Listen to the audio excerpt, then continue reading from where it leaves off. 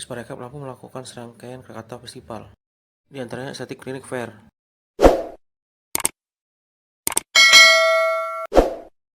Untuk menarik menjadi magnet bagi wisatawan untuk datang ke Provinsi Lampung.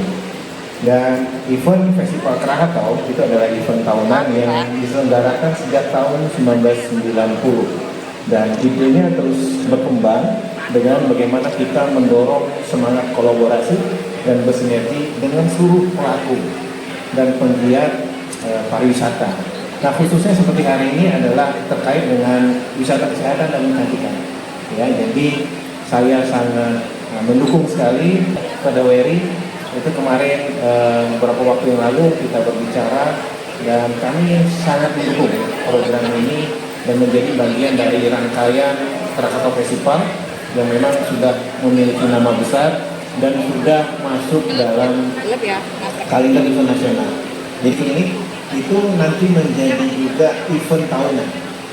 Yaitu pertama di Lampung Barat, Sekura, kemudian Tuping di Lampung Selatan, dan juga Audat Nyubu ya di daerah Kopadun Menggala sana. Nah,